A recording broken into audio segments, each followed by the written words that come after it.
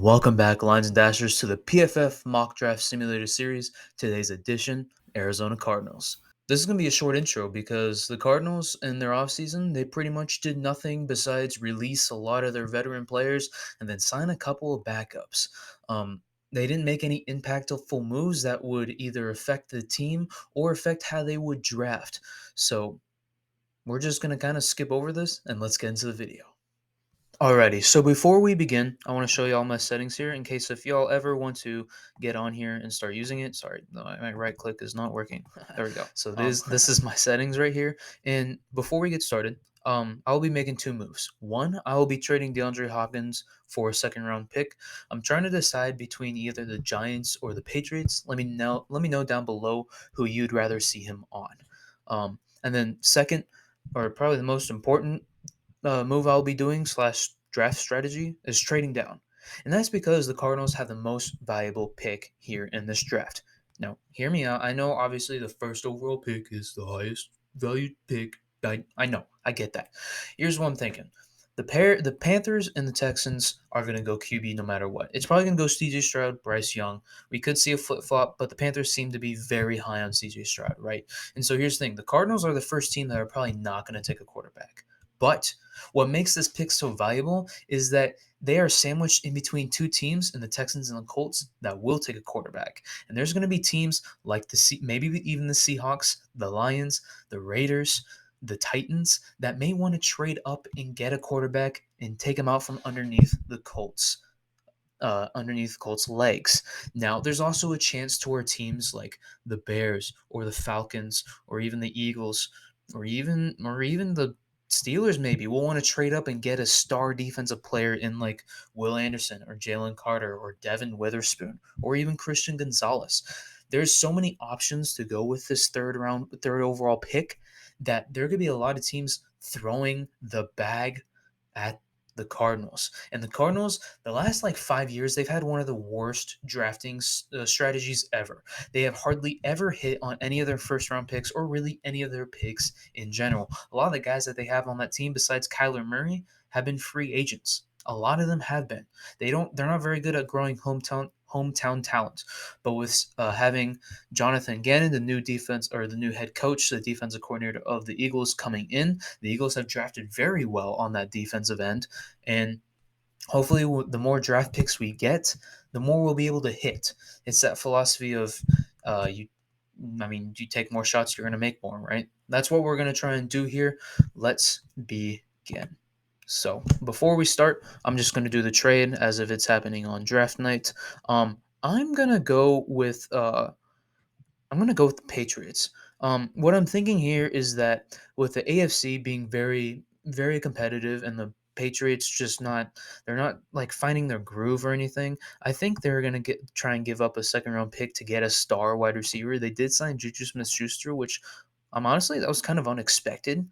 That wide receiver core was very mid at best for the Patriots, and I don't think Bill Belichick wants to keep being mediocre. And that AFC is very stacked, so getting a star to help out Mac Jones and that entire offense and DeAndre Hopkins is very helpful. Plus, the Patriots have been heavily favorites to land DeAndre Hopkins, so we're gonna go with this. Alrighty, and let's begin. So let's see who we can get here. 5 trades. Ooh, the Lions. So we got 2 first-round picks now in this draft. Great. Already to amazing start here. More trades? Okay, hear me out on this one. We could see the Cardinals go down twice. And the reason I say this is because they just secured themselves 2 first-round picks, right? But we could see them want to capitalize with getting more draft capital for the future, especially with teams like the Falcons who may be wanting to get. Let's see here. They may want to get like a Jalen Carter or even Anthony Richardson. Let's see who wants to trade. Let's just look at the Patriots. Let's see what they want to get. Because at this point, we just want to get the most draft capital possible. Let's see if we can pry another first out of them for next year, since we're falling down so far, and then a third of next year's. Let's see if we can do that. Let's see. And we did. So we traded down from the third overall. We traded from down from the third overall spot down 11 spots to the 14th, but we still have two first round picks with a 14th and 18th overall pick, with getting an additional first round pick of next year and an additional third round pick of next year as well. So I think this sets up the Cardinals' future very well, even though they're not maybe get a superstar prospect immediately this year. I think they just need to draft what's best. And oh my gosh, there's still stars here left. So here's what I'm thinking, right? Um, brought up the depth chart because I realized in the past couple of videos I've been forgetting players. Something I don't normally do, but I have been.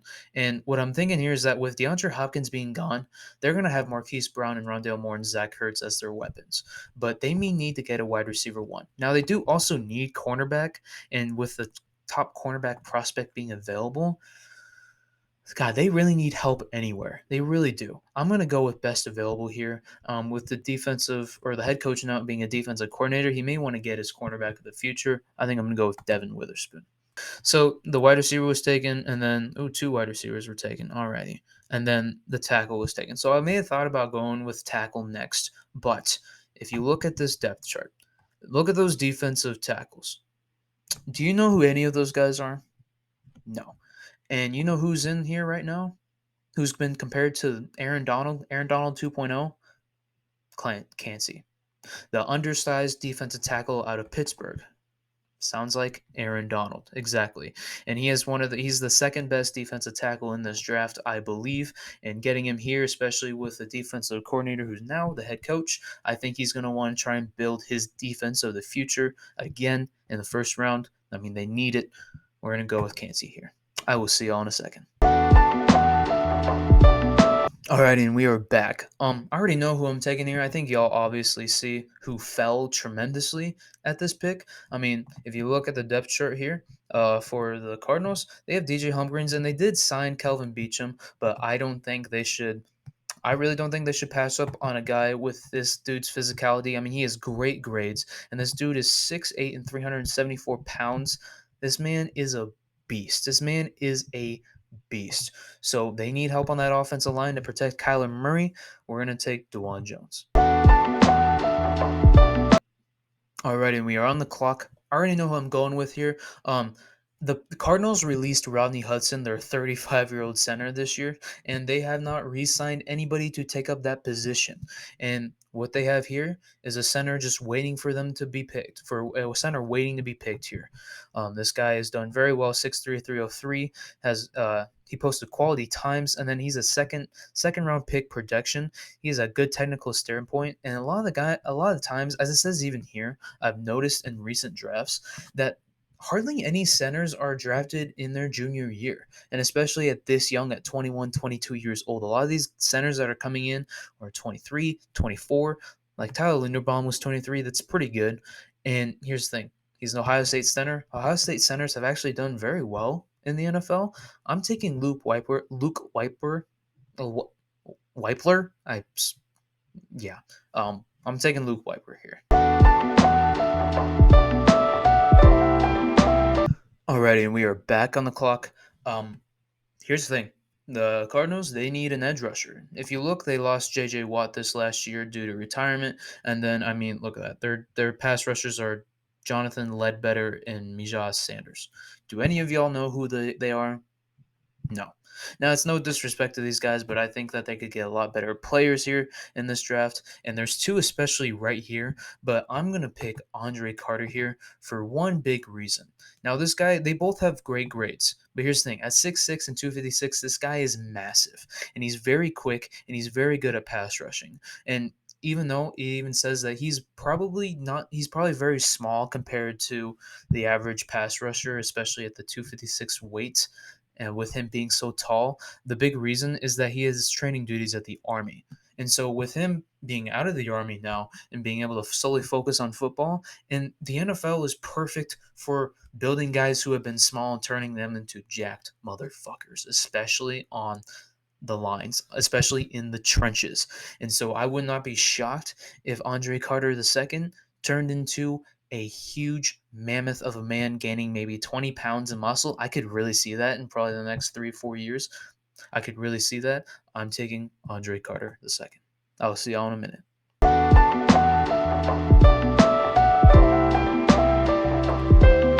Alrighty, we are back on the clock. So, a problem for the Cardinals that they've had for years, has been the rushing game. The rushing game has never been good. Part of it is because they haven't really gotten a star running back, and part of it is because that offensive line cannot block to save their life.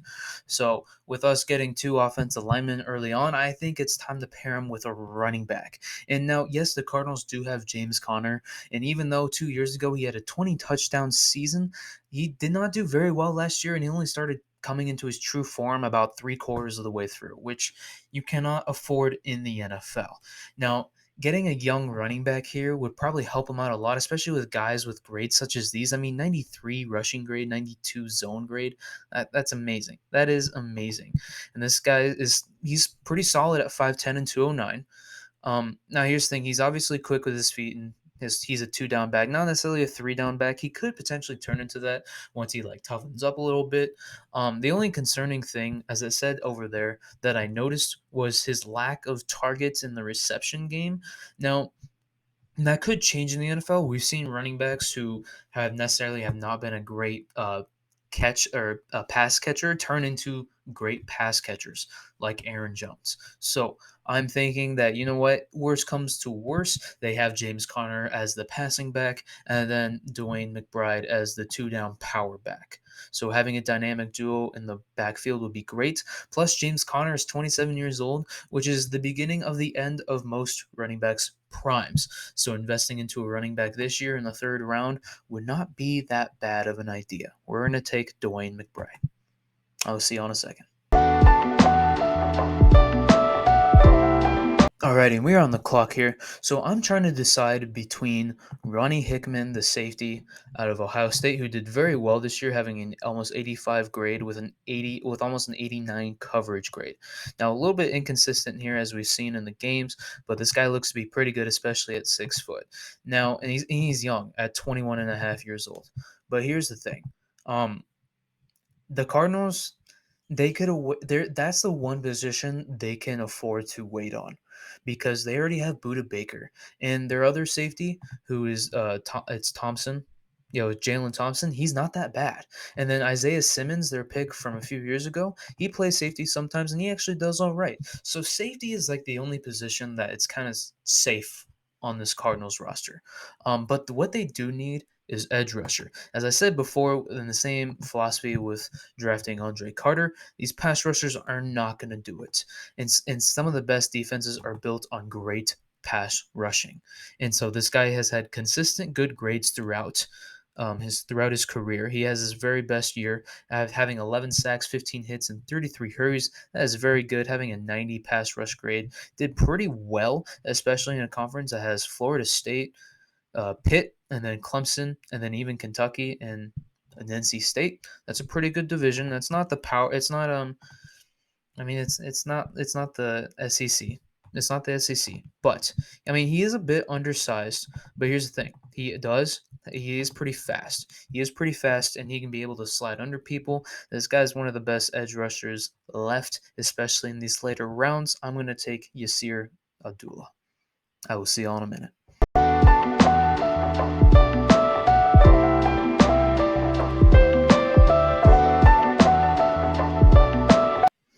Alrighty, we are back on the clock. So again, I'm going to invest in the offensive line to help out with Kyler Murray, especially with his torn ACL. When he comes back, he's going to want to be protected. He's probably not going to be as quick as he used to be, but you kind of have to assume that, even though modern medicine has been better than ever in history. But there is no problem with protecting a very fast running quarterback. Now here's the thing: if y'all seen my previous drafts, I go a lot with this guy at 6'5" and 325. But I'm going to go in this one with Jackson Kirkland, not just to change things up, but just off of pure size alone. Now, if you look at the Eagles' offensive line, they're pretty massive. And this guy's pretty massive for a guard at 6'7" and 321. Having a huge offensive line with DeJuan Jones and then Jackson Kirkland is going to be amazing. The raw physical attributes here is what we're looking for. The Cardinals, again, are rebuilding. So they have time to build up these projects. And having these projects is having drafting is a well investment because if you can get these huge ass guys who can become good players, they become elite. And if you look at this offensive line, this guy's left guard's name is literally Coward. And then Will Hernandez is small four guard at 6'2". So having a big right guard to put in there with Jackson Kirkland is going to be amazing. And especially to help out that run game, we are going to take Jackson Kirkland. I will see you all in a second. Alrighty, we are in the sixth round of the NFL draft. Now, I'm looking at these two guys here, Quindell Johnson and Jacob Slade. Now, I know I just said that safety is probably one of the safest positions on the Cardinals, but hear me out. I was looking at this guy just earlier, and I was looking and I was like, you know what, this coverage grade is kind of bad. But his run defense grade is amazing, which means he probably plays strong safety, which is the position that Thompson plays. Now, here's the thing, Buda Baker is way better at coverage, even though he's very good all around.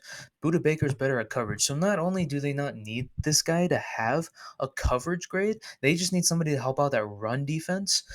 And that would help the defense overall. Having a safety be able to clean up the mess that the defensive line or the linebackers miss is kind of key. It's kind of key. It's what separates those teams who have like the big running backs like a Derrick Henry who have those explosive like 10 plus yards. Having a safety that's going to be able to shut that down, make it only like a 5 or a 7 yard gain is key. So I think I'm going to go with Quindell Johnson. I will see you all in a minute.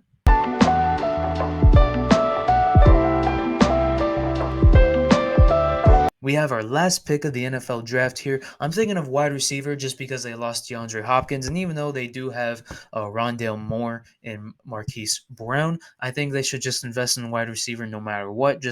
Three wide receivers, you kind of need that.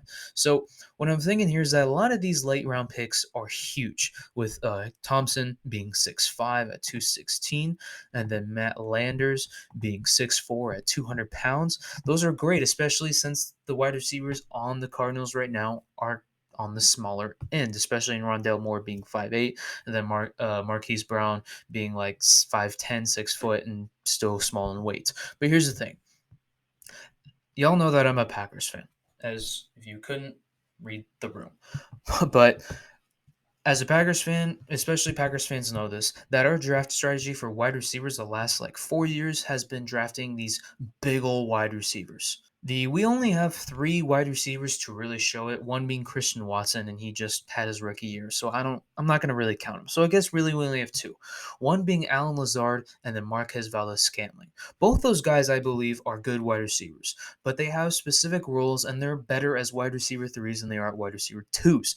So we didn't get the true secondary star wide receiver that we've wanted for years, trying to get these big old wide receivers. So honestly, I go with just the best available, and I found this guy from BYU, Puka Naka. Now, obviously, the talent he went against is not that great with with the big college he went against being Notre Dame, and he did do nothing. But here's the thing. He had 5 touchdowns. He has the best stats out of all these guys, having 625 yards, has a great receiving grade, great yards per run route, 50% contested catch. Could be a little bit better. That's all right. But he's still on the bigger end for a wide receiver at 6'2" and 201. So this guy has proven that he's agile, can move around. And it's a 6th round pick. It's their last pick. Worst comes to worst, this guy doesn't pan out and they draft a wide receiver next year because they have 2 to begin with. So we are going to take Puka Nakuka, and I'll see y'all in a minute. And as y'all know, the PFF gives a grade of the mock draft that you complete. So it kind of give you all basis of how you did. It even grades the trades sometimes it doesn't do this. Sometimes it does. So today they did, and they gave us B pluses for both of them, which I think I did a very good job. I agree with that. So getting Devin Witherspoon at 14 was an automatic steal. People think he's gonna maybe go top 10 to like the Raiders or not the Cardinals. Well, he ended up going to the Cardinals at 14. But he was projected a top 10 pick, and then getting Cansey there as well was pretty good to help solidify that defense. They gave us Bs right here. See, they didn't give us a trade for right here. We got Luke Weipler. I finally pronounced it right. We got Luke Weipler here in that pick. So, in a sense, we really traded DeAndre Hopkins for a center, which I know that doesn't sound that great, but it helps out for the future. A minus for Andre Carter, and then B for right here. C, this is our looks like our worst draft grade here. Yasir Abdullah. I mean, it's whatever. We always get a few of those, and then A minus for Jackson Kirkland. That's pretty good, and then B plus for the safety. I think that was probably one of our better moves here. Probably, I think the second best, even third best move, and then C for the wide receiver. Whatever. We got an overall draft grade of A. Let me know down below what you would give me for a grade on this draft, and comment down below as well what team you want to see next. I will see y'all later. Peace.